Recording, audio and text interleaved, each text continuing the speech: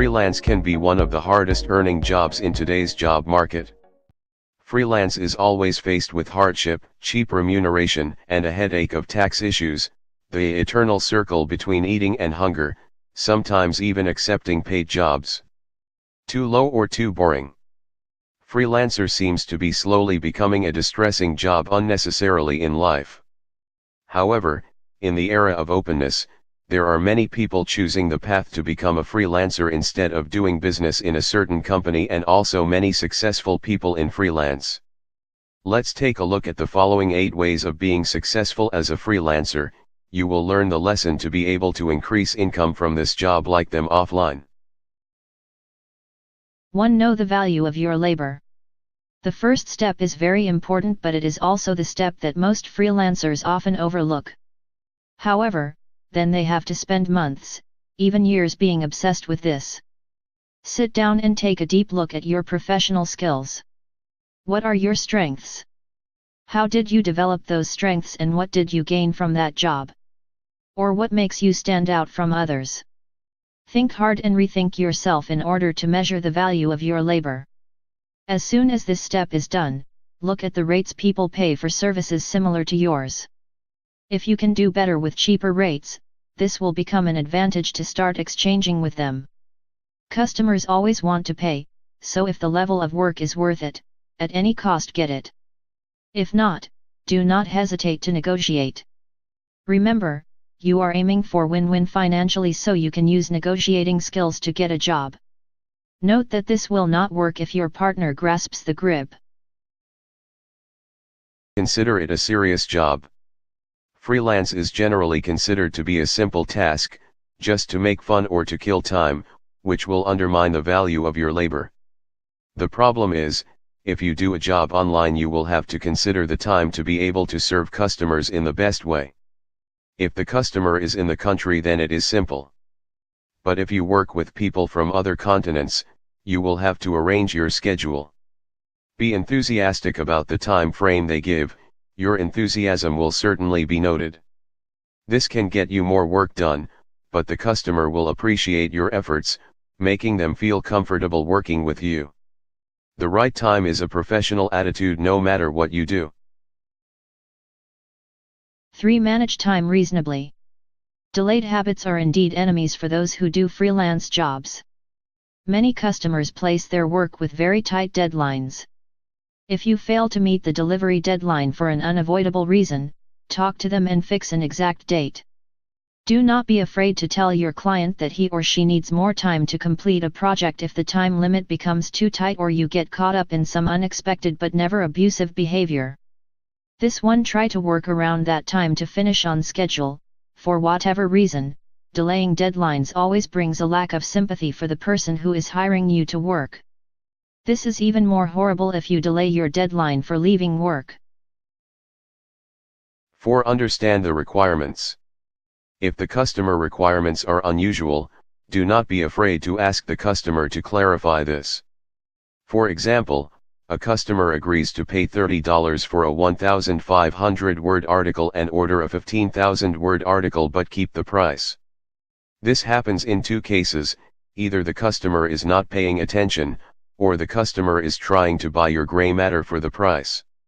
Where possible, before commencing work, make a client contract and set a clear price level to avoid subtle abuse of labor and gray matter. Remember to charge extra for research, time spent on your part. 5. Do not forget the tax.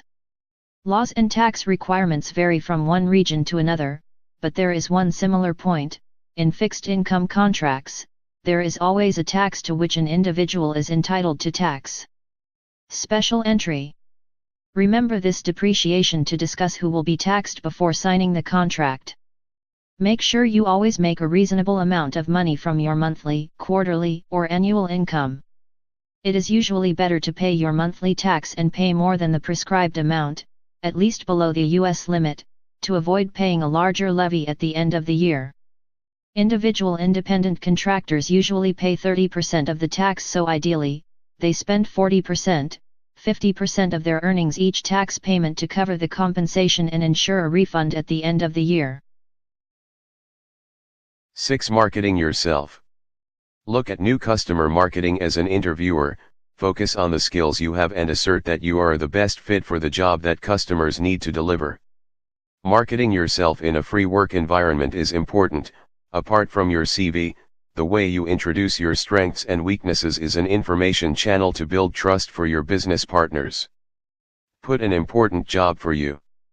Try to market yourself to the customer that you are the best fit for the job that the customer needs to deliver, can solve the problem, and make sure the people you work with are also right for you. This avoids dissent, creating more harmony between you and your boss. Be confident and clear about what you can do, as well as what your customers can do for you. By setting such clear standards, you will avoid a lot of trouble after getting a job. 7. Network work. Working as a very hard freelancer. Remember, a freelancer is the way to work with you is communication, communication, and communication.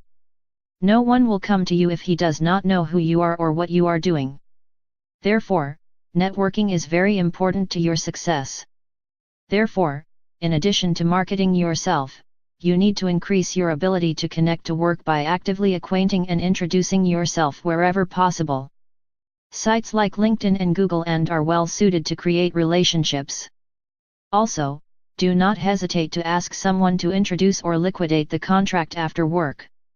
This may seem odd, but there's really nothing wrong with accidentally listening to someone in a restaurant, bar, or street that says they need to do a job you can do, then you introduce yourself to the service you can provide. The worst thing is that you refuse when you have the chance to prove yourself. 8. Always keep everything. Always keep a copy of what you have done for your customers, bills you have made, what you paid, contracts, receipts and exchanges between you and your customers. This is not only useful for building a profile of your capabilities, but it also helps to simplify and streamline tax and accounting processes. Having a well-organized, easy-to-follow, and monitored system is a very necessary need to document your data. In addition, they are also very good at managing work. Keep these records for at least 3 years after the contract is liquidated so that you can refer back if needed. Keep a copy of the hard copy, because just a small virus can make your whole system go away. You must at least keep your data on the hard drive, in a file cabinet, on a USB drive or other hard drive. And the best part is that you email yourself a copy of everything every month. This will ensure that all the necessary information is kept in one place, so a terrible sweep cannot be a loss of all your data. Just follow these 8 simple steps, you can maximize the value of a freelancer's job in a short amount of time. Good luck. Thanks for watching. Please subscribe to channels.